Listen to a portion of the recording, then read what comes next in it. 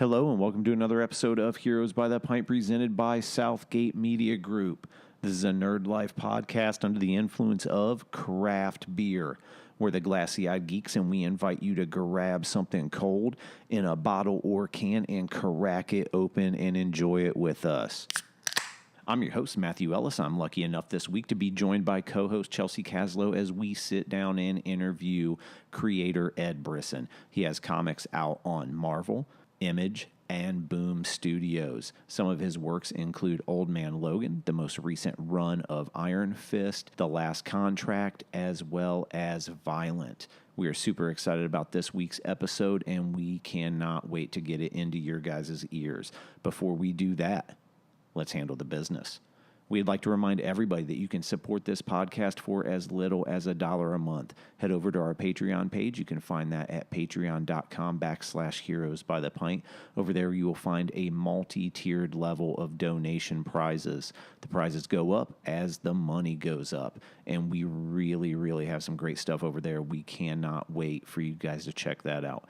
We'd also like to remind everybody that you can find us anywhere on social media at Heroes by the Pint. Wherever you listen to your podcast, make sure you're hitting us with those ratings and reviews. It goes a long way to supporting everything we do. We'd also like to give a huge shout out to our sponsors, Shirts on Tap, who weekly sponsor the Beer Correspondent segment, and Secret Identity Comics, who sponsor the Comic Poll weekly. Also, huge shout out to our featured beer of the month, Lineage Brewing, located right here in Columbus, Ohio. This week we are drinking the Spaceship number 6, mixed with the Spaceship Grapefruit. We're going to be kicking it over to our beer correspondent, Amanda Miller, in just a moment, and you can follow her at The Art of Beers on Instagram, as well as theartofbeers.com. She has some really great art up over there, as well as always drinking really great beer. All right, that's enough of the business. Amanda, we're sending it over to you now. Hey, it's Amanda Miller here, aka The Art of Beers. You can find me on Instagram at The Art of Beers, Untapped at The Art of Beers 1, Twitter at The Art of Beers 1. I also have a website, theartofbeers.com, and I have amandasworkshop.com as well for all my woodworking projects, which I'm doing today, finishing building a bed in the garage. But I've been delivered this lovely beer from Lineage Brewing. Hopefully, I'm sitting outside, the sun's kind of bright, but we've got a mixture of the Spaceship number 6, is that correct? Correct. And then it just says fruit on my can, so I said grapefruit, correct? It's the Spaceship Grapefruit. Okay, awesome. And had them do a nice mixture for us, so it's a littler on the hoppier side, not so sweet with that grapefruit. So, yeah, let's go ahead and crack these things open. Hell yeah. Been waiting to do this all week.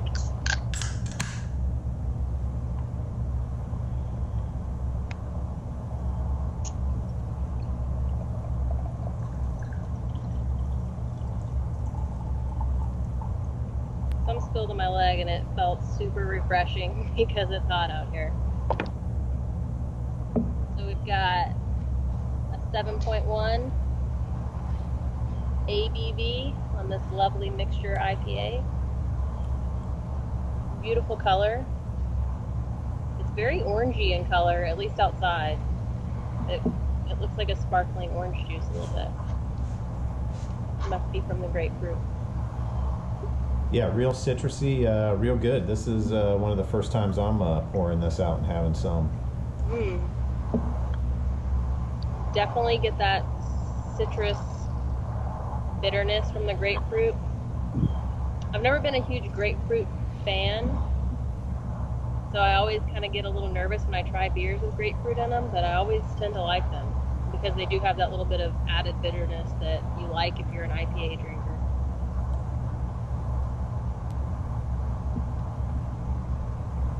If you're coming in on a bottle cap grade, where are you sitting? Really good.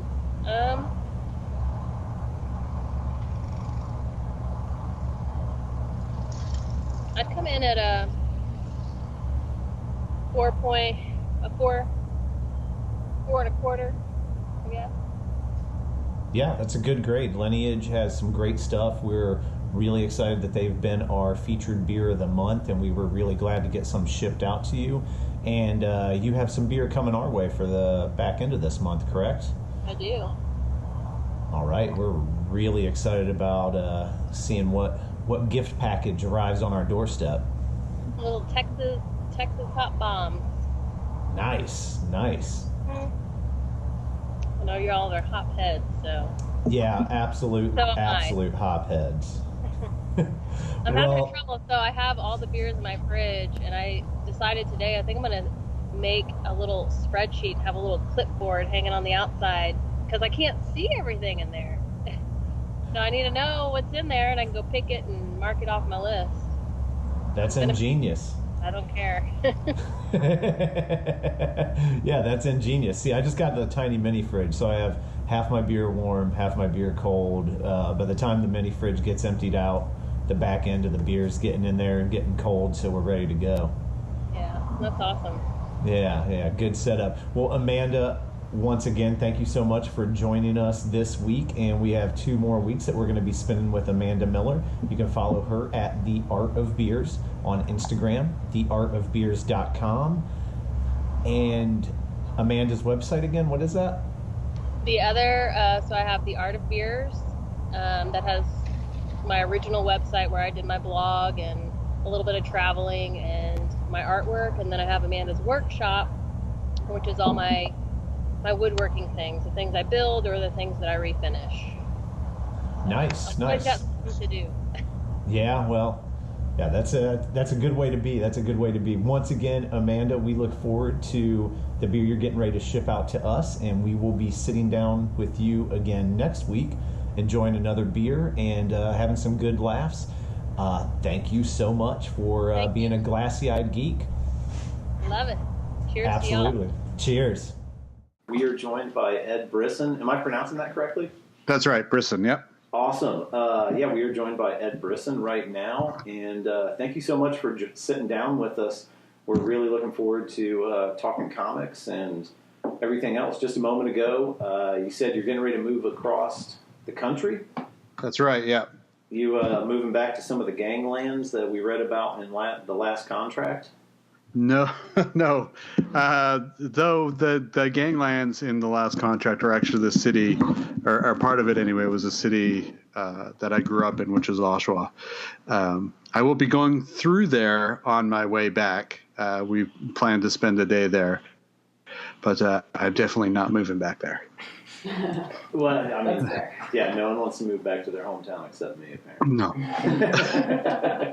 Yeah, we were just talking about it while we had the technical difficulties getting you back on. We were like going through some of the books that we've been reading of yours and stuff, and man, we were just both, myself and Chelsea, we were just like completely enthralled with the last contract. It was such a great read, and like, what were you saying, Chelsea? I love that dog.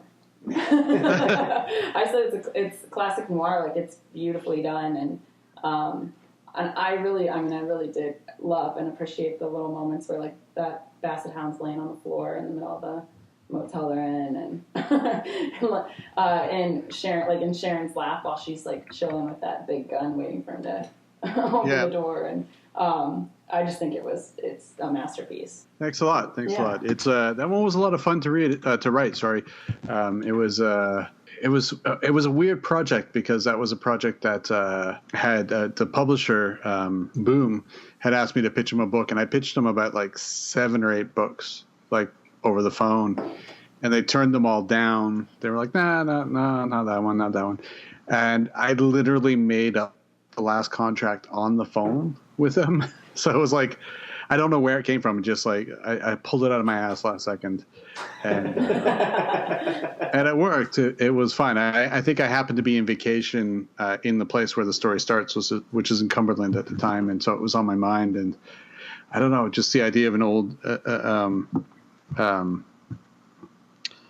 hitman on the verge of Alzheimer's, I thought was sort of a really interesting conceit to play around with. And yeah, the dog. I'm a big dog guy, so like I was trying to sneak him in there where possible. So we were actually talking about his struggle with Alzheimer's, and my grandpa had Alzheimer's. So for me, it was interesting to like read it and think about how it begins, like how you kind of start to realize that you're struggling with an illness like that.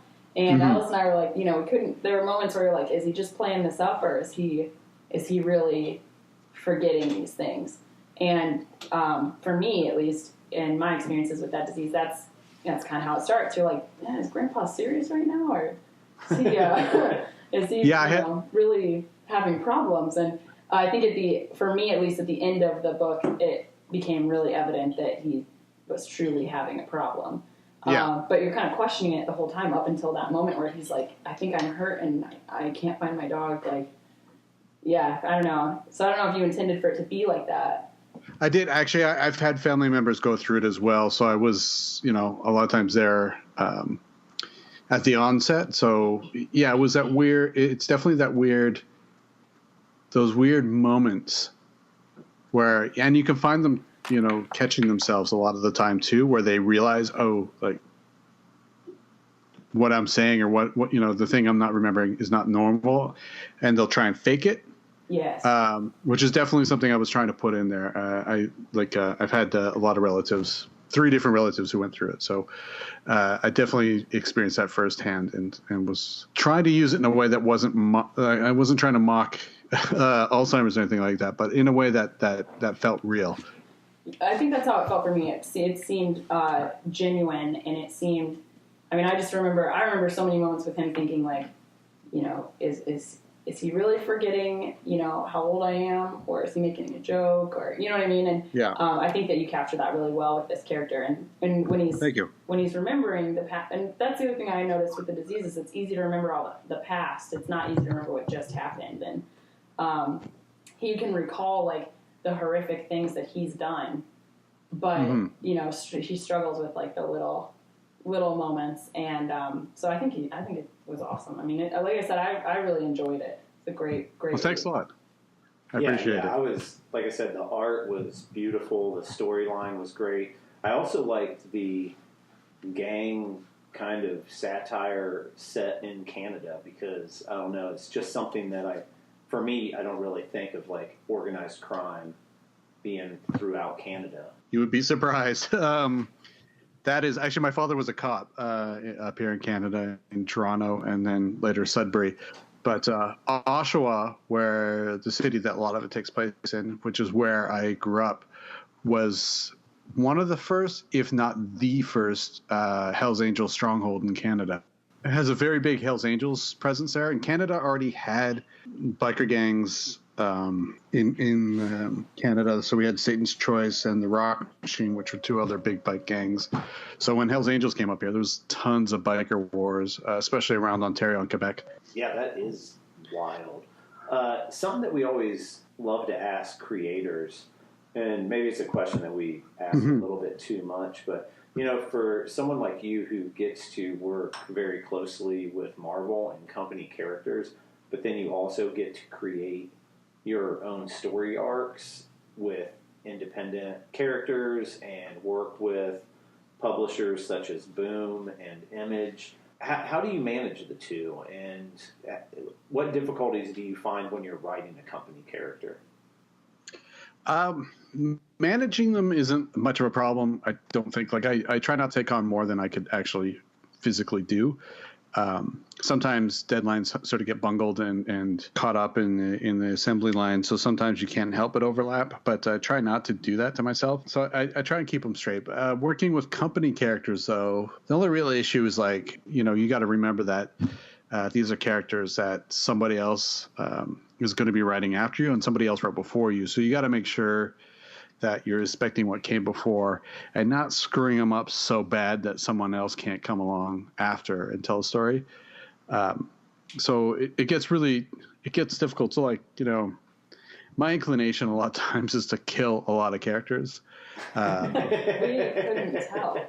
And that's something I find I really got to pull back on. Like a lot of times, I'll get notes back going like, Ed, you can't kill, I don't know, like Spider-Man or what. I have never tried to kill Spider-Man, but as an example, and like I'll keep trying, but it's that's the one thing is that you can't really. It's a weird thing where you can't fully change the status quo of that character, and it's a really fine line to walk. That makes it more of a challenge when writing for Marvel or DC or whoever it is, that you don't really have to worry about when you're writing for Image or Boom.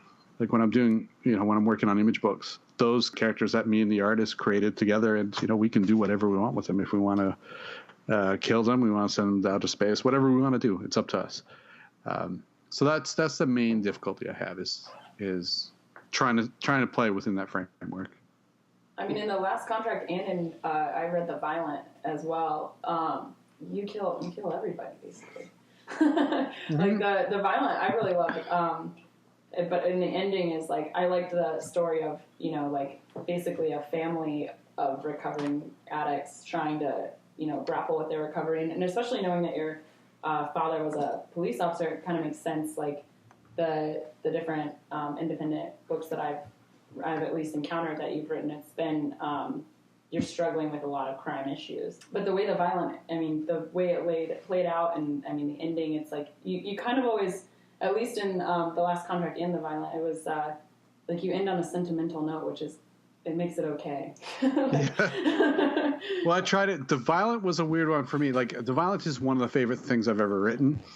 But for me, The Violent was, I was living in Vancouver at the time that I wrote it, and I'd been there for 20 years. And that comic was basically my breakup letter with the city. Because one of the things that's going on in Vancouver right now is there's like an insane housing crisis that's been going on for years. Where the average price of a house is about $1.8 million. Wow. Whereas the average household income is around $65,000. Like those two things just don't add up. And what that's been doing is putting more pressure downward on the rental market. So it's very difficult to get a rental in Vancouver. I think the vacancy rate is less than 1%. You usually go on wait lists and stuff. It's very difficult. And then because they're in such high demand, the prices have shot up. So what that's done is put downward pressure on the poor and made life incredibly difficult for them. And so that's what I was really trying to get into with The Violent is how difficult it is for them to just survive day to day.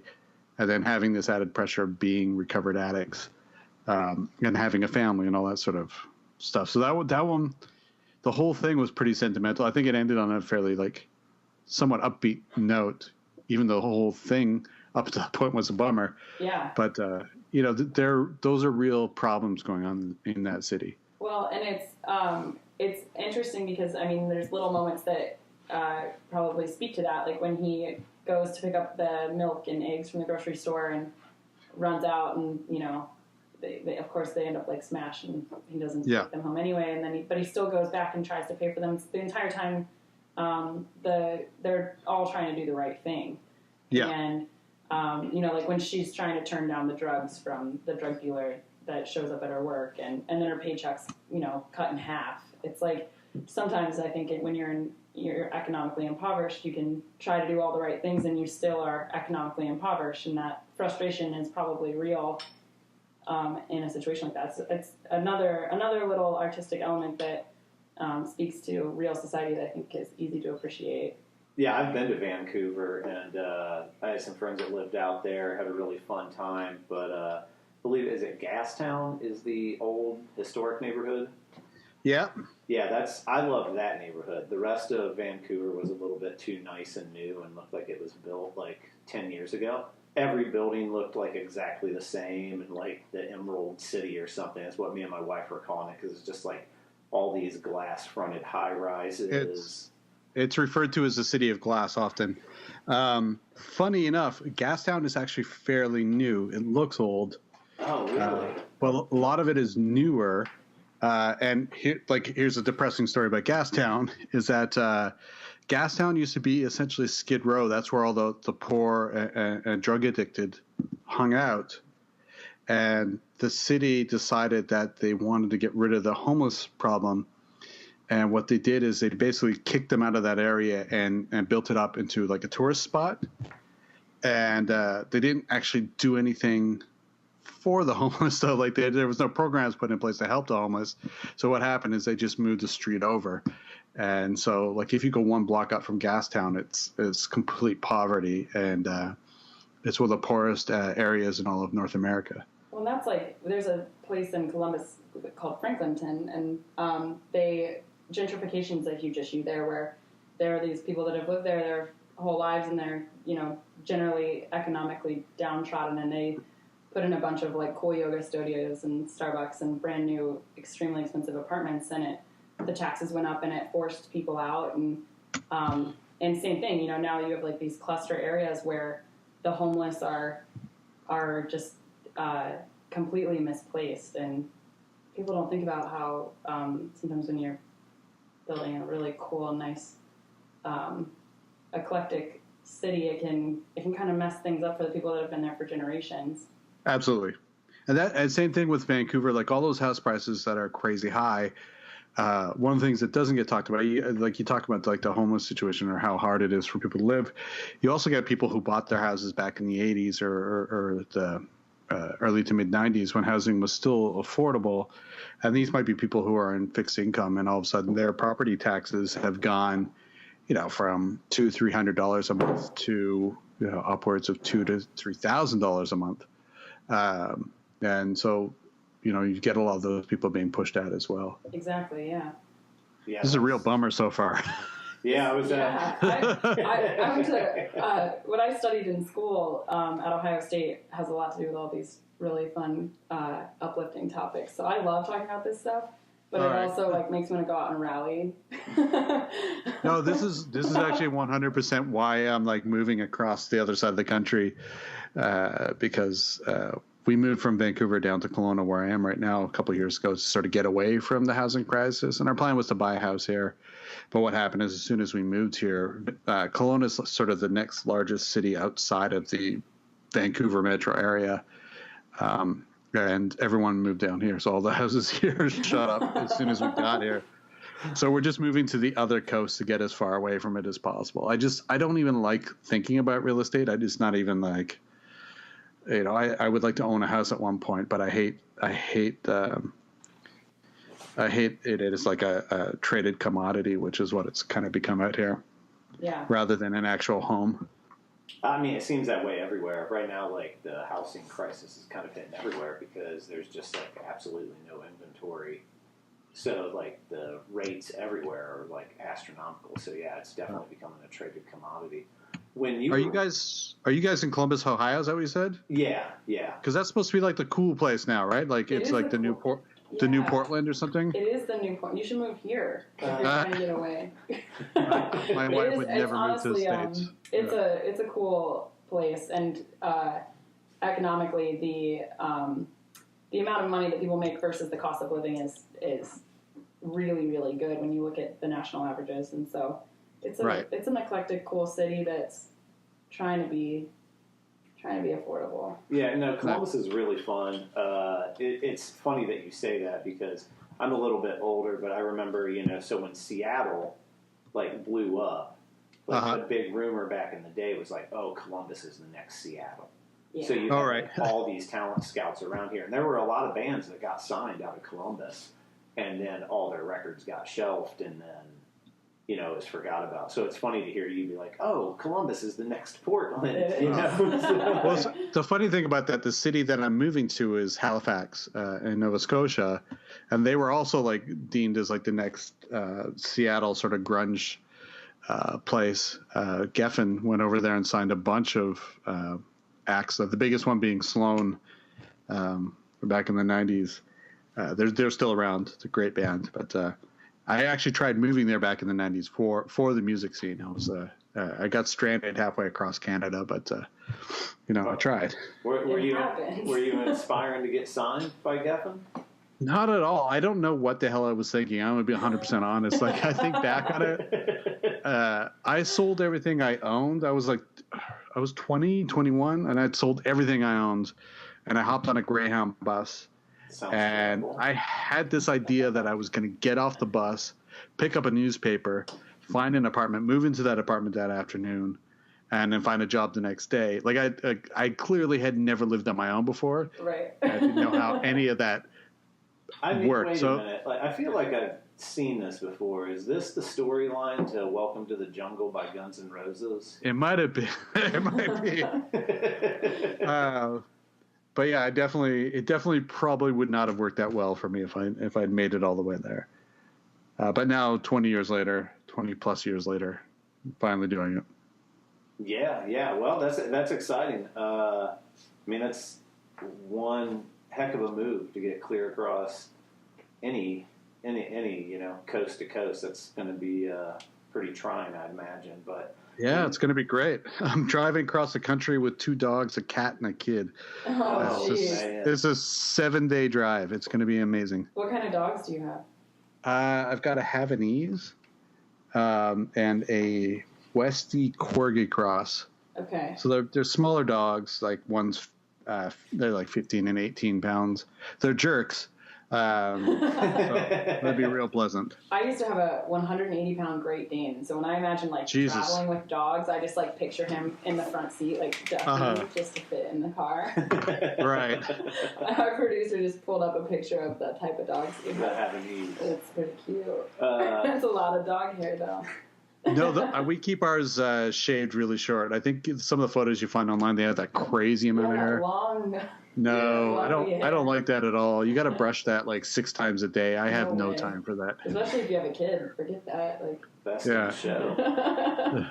It's like, you went from the storyline from Guns N' Roses, Welcome to the Jungle, to it sounds like the storyline from Best in Show when they're across country with the pups. It's going to be a blast. Yes. It's not going to be a blast at all. No. It's going to be 7 days of hell. Everyone will live, though. That's what matters. Well, we'll see. We'll see. Ask me on the other end. Yeah, we'll have another interview in 7 days.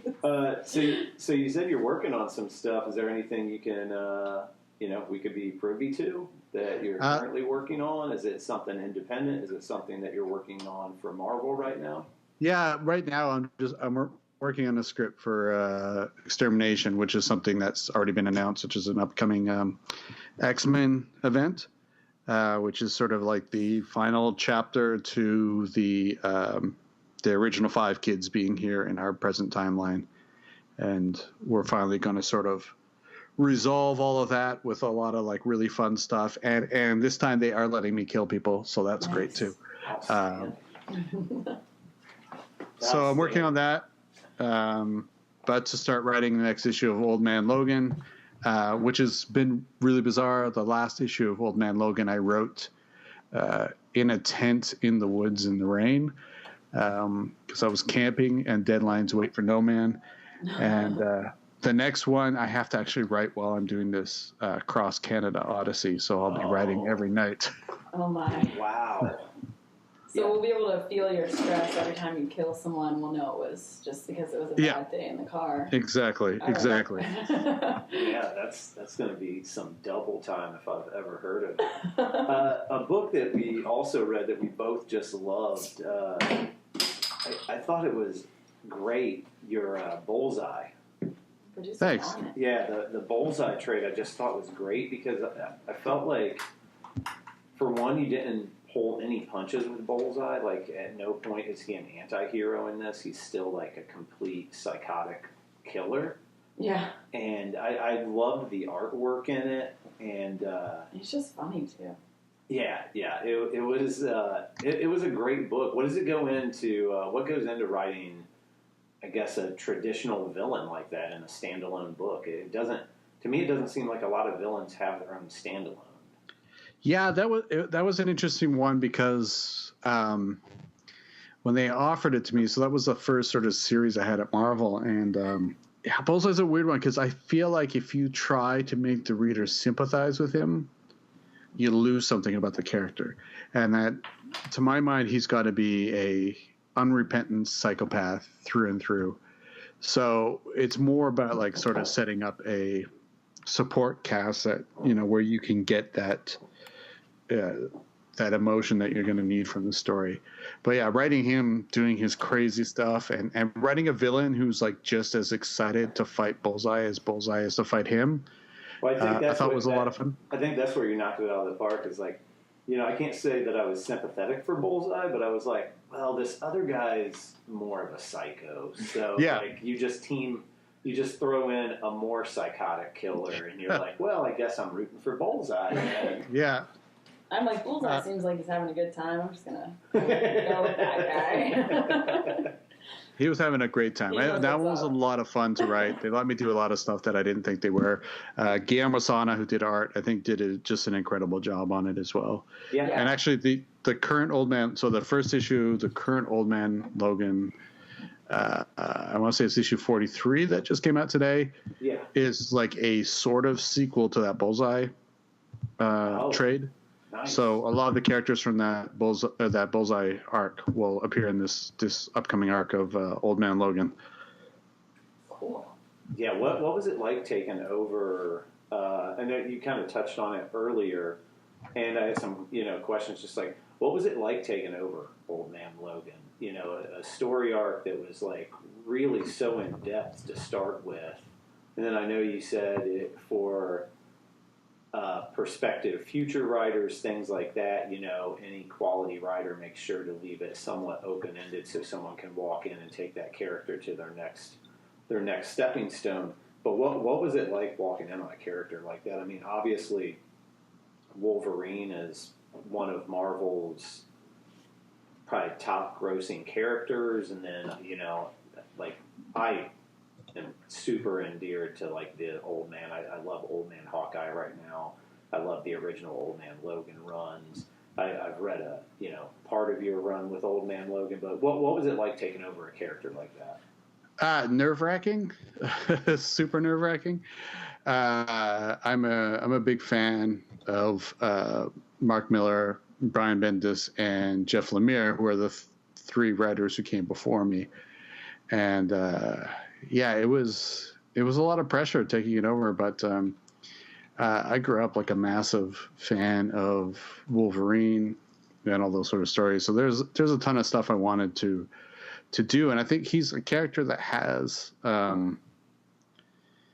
there's like enough angst and enough like really meaty material with that character to you can really do quite a lot. So yeah, I feel like the first arc I was really finding my legs on it, but once I got into it, it's been a real pleasure to write, and it's been one of those things where like sometimes I have to take him in different directions from where he was going earlier, I think a little bit, but I think not in a way that contradicts anything that's happened before. Yeah, I don't know. There's just something about that character that I can easily just kind of slip into and write him, and I've got some like great long-term plans with him that Marvel's backing me on. So, I feel like I'm in a good place with it. That's awesome. Because I mean, those are like three top-notch creators and writers that you named. I'm a massive Lemire fan. I pull almost everything that he's done. Like, my favorite character is Green Arrow when it comes to a company character, and I loved his New 52 run. I love what Lemire's done with like the Black Hammer and all of Lemire's like standalone books. Yeah. Like, I loved what he did with Moon Knight. Not a lot of people are a big fan of what he's done with Moon Knight, but to follow like Lemire and Bendis and Miller, I mean, as you said, I'm sure there was a tremendous amount of pressure to walk in on that. There definitely was. Like, getting it started was real tough. The night before my first issue came out, I did not sleep. Just felt like I was going to puke the entire night.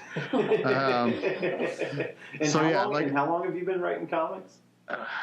Well, I've been doing comics for a very long time because I self-published for almost 20 years. But I've been sort of doing comics with companies since 2012, I guess. Oh, that's great though to hear like that you still have such a commitment and a love for this character that you were so genuinely like nervous and stressed at what the reception would be. That, I mean, you were like almost physically ill. I mean, that just shows like how much love you have for this character. I always think about it like a musician that has to play the Grammys, right? Like, I watched an interview with Ed Sheeran, and he was like, "Yeah, I always throw up before I play it, like the Grammys, because you have to sing in front of all of these other people who do exactly what you're doing for a living. Yeah, and it's so much more pressure than just singing for like a normal audience of any size. And I mean, that seems basically like it's along the same lines. Like you're having to produce something that someone has kind of already done, and all you want to do is live up to that standard. And I mean, and hopefully excel. Hopefully, yeah. Yeah. So, it's probably completely different when you're able to start from the ground up and create something that's uniquely yours. Yeah, absolutely. You don't want to be the writer to come in and like tank a book. Yeah, like ruin a classic character. People seem to be digging it, so I'm happy with that. I'm really like I don't read reviews at all, so I just like I can't even handle that sort of pressure. I kind of like put my head down and do the work. And as long as Marvel's happy, then I'm happy, and keep moving forward. Yeah, it's great. When I initially reached out to you, I just wanted to let you know, it's like letting you know like how much I absolutely like loved your Iron Fist run. And I actually picked it up kind of later in the run. My comic shop, Secret Identity, here in Delaware, Ohio, was selling the bundle of the Sabretooth and the back end of that run. So then I went and I picked up all the rest. And the way that you tied it into the Brubaker and Fraction run that had come before that, I mean, it was just like, it was some really great writing and a really intense story. And there's not a lot of great Iron Fist stories out there. So I was like so pumped because I'm like a big fan. Thanks. Yeah, I really appreciate that. I'm a huge fan of that Fraction Brubaker run. And one of the things I like to do when I'm writing stuff is I always like to go back and reread all the old stuff and just try and find some threads that I can sort of pull into what I'm working on, so that there's some callback at least. Well, and I was wondering how much research goes into picking up a character after another author or another writer, and obviously you're saying you go back and read essentially everything that came before it, but I mean that's a lot of legwork right there. Yeah, for Iron Fist, thankfully I was already a huge fan of Iron Fist, so I had a pretty good working knowledge of the character. I also grew up watching a lot of kung fu movies, like a big Shaw Brothers fan. My dad used to teach karate, so I was around it a lot when I was a kid, and so I had like just a lot of stuff to pull from just going in before even having to do any research. And like I said, I love Iron Fist, so I was just super stoked at the chance to get to write him. So does Alice. That's his dude. Yeah, I'm like rocking the T-shirt and rocking the pint glass right now. I was so bummed when you're like, oh, I didn't know it was video. I was like, about walked out of here like Charlie Brown, all saddened out. He brings up Iron Fist every episode that we pretty regular. That's fine. That's good. I'm a big fan, man. I like I said, I love that run. I love when he goes back and I just love that run. It was like really great. I loved the Rat of 12 Plagues. Oh yeah, he's like such a great like creepy character, and then also when they invade New York, like I don't know, it was just really entertaining. It was something I couldn't put down. What about when you were tying into the Damnation run? How does something like that, like how do you manage that when you're working on such a large crossover run where you're tying this story directly into maybe some other author or what Marvel's big plan is? Like how do you tie your story arcs in?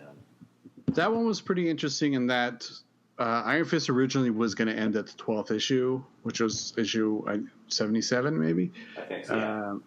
And what had happened is that this Damnation storyline came along and they wanted to involve Iron Fist. So basically it was a weird thing in that it gave Iron Fist another 3 issues of life.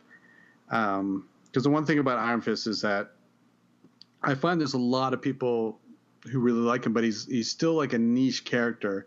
So the people who like Iron Fist love Iron Fist, but it's not Wolverine numbers or anything like that ever. And so it's hard to sort of keep an Iron Fist book going. And so I'd sort of written it that we could end at 12, we could get out of there. And then they had the damnation thing. Mike Perkins, who I'd loved working with, had to move on to a different project. But, it was two cool things that happened with damnation is one, I was able to bring in Damien Cesaro on art, who is a guy that I have worked with on a lot of smaller projects over the years since about 2004. So he and I have probably produced together 500 pages worth of stuff before that Iron Fist. So he's a guy I really like working with.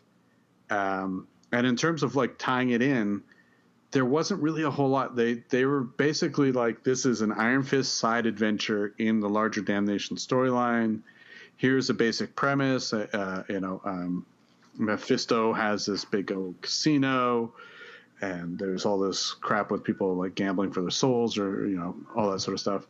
And just from there, I pitched them this UFC sort of Digstown type story that they seem to be into. So I was able to just go off and do my own thing, just using sort of the basics from Damnation. It wasn't a thing where we really had to tie tightly into anything else they were doing, which worked out pretty well, I think. Yeah, that's pretty interesting. Well, yeah, I understand with like Iron Fist being such like a niche character, as you were saying. Like, there's only so many epic kung fu battles like he can go through before you're Are like, you sure? Okay. Like, well, that's like the beautiful thing about the Brubaker. He's fighting, for the 7 cities of heaven, and it's like this epic kung fu battle. And then in your run, he's trying to regain his chi and. Like the writing you did in that was really great. Yeah, so you're driving across country. You're writing Old Man Logan. I'm writing. I'm way ahead. I'm writing Old Man Logan 50 while I'm driving across country. Oh, okay. Yeah. Well, I got to ask you, Ed. You interested once you make this trek across Canada? You want to come on the show in the future? Maybe when you're running in through. More of Old Man Logan, or have you back on? We could actually get this planned out a little bit better. We could actually mail you some beer, and you could drink some Central Ohio beer. Yeah, that sounds good to me. Yeah, that'd be awesome. We'd love to have you back on, and we could do the video that time, or not the video. Either way. I actually have a video camera for my computer, like a USB one, but because we're packing, I'm down to essentials right now, so it's in a box somewhere. Perfect. Yeah, well, hey, when you get to Halifax, we'll be back in touch, because we'd love to have you back on, sit down, talk some more comics, talk some beer, and we'll definitely mail you out some beer, and then maybe if you find some good breweries up there, we can return the favor and send us down some Canadian beer. All right, sounds good. Awesome. Thank you so much, Ed, for joining us. Yeah, no problem. Thanks. Yeah. Thanks for waiting at all my problems there with the computer. Yeah, not a problem, man. Like I said, we're huge fans of yours, and looking forward to reading the rest of Old Man Logan run and checking out how 50 turns out. Really interested in that. Thanks. Yeah. Cheers, Ed. Thank you. Thank you. All right, before we cash out of this week's episode, we'd like to remind everybody that you can support this podcast for as little as $1 a month. Head over to our Patreon page, which can be located at patreon.com/heroesbythepint. Over there, you will find a multi-tiered donation level with some really great prizes. Also, we'd like to remind everybody you can find us everywhere on social media at Heroes by the Pint, and make sure you're hitting us with those ratings and reviews anywhere you stream your podcast services.